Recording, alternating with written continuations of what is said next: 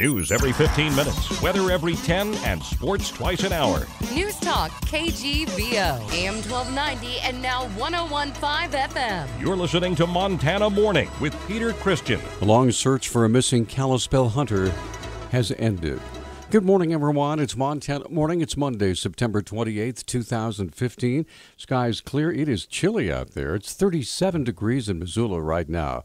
Our newscast sponsored by Automotive Cutting Edge. Missoula's time to winterize. Lube oil and filter, $30 through the month of October. At the Automotive Cutting Edge, call 542-2218. This morning's top story, our news partners at NBC Montana report that a massive search effort for a missing hunter ended yesterday after the man was found dead. According to Lisa Dale, a family friend, searchers located the body of 53-year-old Kalispell resident Rob Carter near Big Hole Battlefield National Park.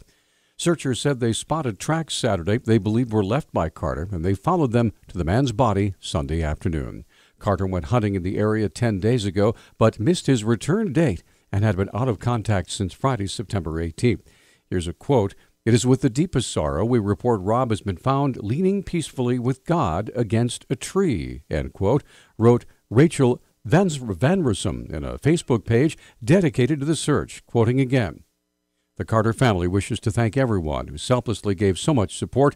Words will never begin to convey the love, prayers, and support we have felt all week and know we'll continue to feel through the loss of our son, husband, brother, father, grandfather, uncle, and friend.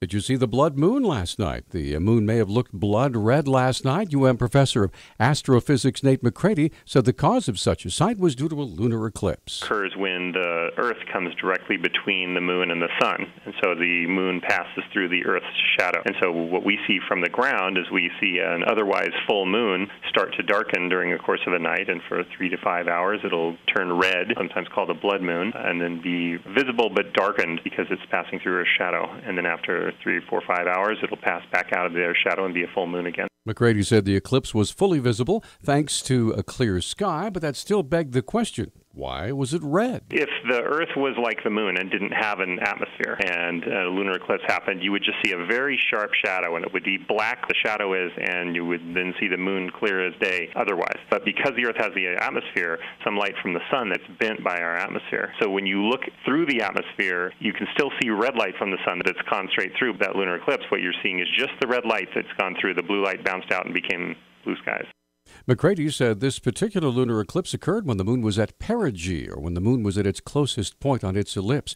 As a result, McCready said the moon was shown to be 5 to 6% wider than what you usually see in the night sky. A fire destroyed the main building of a furniture and flooring store in Columbia Falls in Flathead County. The fire at Melby's home interior was first reported about 5:30 Sunday morning. Assistant Fire Chief Jesse Best told the Hungry Horse News newspaper that when firefighters arrived, the fire was already into the attic of the structure and had spread throughout the building. Best said the main building was a total loss. Melby's was the oldest furniture and flooring store in Columbia Falls. An expansion of background checks for gun purchasers who live here in Missoula, in the city of Missoula, has been proposed at the Missoula City Council and passed out of committee last week.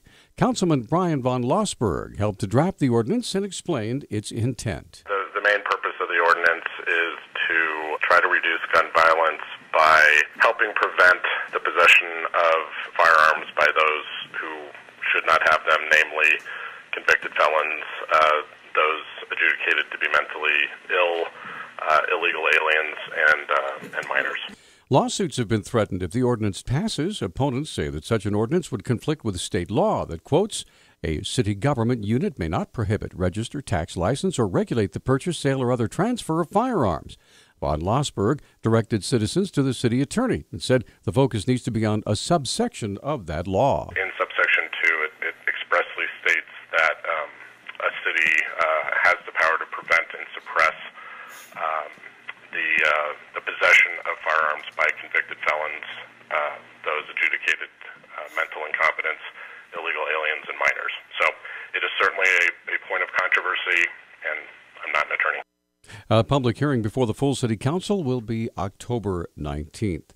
Missoula's been no stranger to bears over the last couple of weeks. Thursday was no exception. Vivica Krauser with Montana Fish, Wildlife and Parks said there was recently a sort of a bear roundup because bears were on the hunt for berries and fruit. Over the last 24 hours, we had a family of black bears that were kind of in the neighborhoods by Sentinel High School, and the cubs came to us first, so we were able to get them netted on Thursday evening and then noticed their mom in the tree nearby, and it took a few more hours to be able to capture her, but by 11 o'clock we had her as well, reunited the three bears, and then took them back out away from town this morning. That was, of course, Friday. Krauser hopes the bear family doesn't return when they often find themselves in trouble. You know, when we have bears in town that are staying and hanging around neighborhoods and places where people are, then if they don't move on pretty quickly, we'll often respond and try to trap them and put them in a place where they're back to their natural food sources and away from human activity. Krauser said the bears were sent to one of the Blackfoot drainages and they were released over the weekend. With cybersecurity being discussed by the presidents of the U.S. and China last week, it was also a key part of the state insurance summit held in Helena on Friday. Jennifer McKee, spokesperson for Montana's Insurance Commissioner Monica Lundeen, said the issue is of key importance to insurance companies and their customers. The conversation is being driven sort of across the insurance industry by major breaches that happened both at insurance companies in the last year. In 2015, two insurance companies, Anthem and another one, Primera, were hacked and personal information of thousands of people were accessed. McKee said customers in the massive Target store breach received free identity protection at great cost to the company. Insurance companies are considering the impact on their businesses. There's lots of different angles that the insurance industry is looking at that cyber attack, and it's become no longer just an IT issue. It's become sort of a CEO issue. It's something that all elements of an insurance company are concerned about. The insurance summit took place in Helena on Friday. 2 Nevada counties and some mining companies want a court to block new restrictions on mining, energy development, and grazing meant to protect the declining bird species across millions of acres in the West. The case appears to be the first challenge to the Interior Department's declaration last week that it can protect the greater sedge grouse without hobbling the region's economy. The lawsuit filed in U.S. District Court in Reno targets newly signed federal land use plans covering portions of Nevada, Idaho, California, Utah, Oregon, and Montana, but it has implications across the bird's 11-state range. To help the grouse, Interior officials want to withdraw 10 million acres from future mining claims, prohibit oil and gas drilling near breeding grounds, and impose new reviews on grazing permits.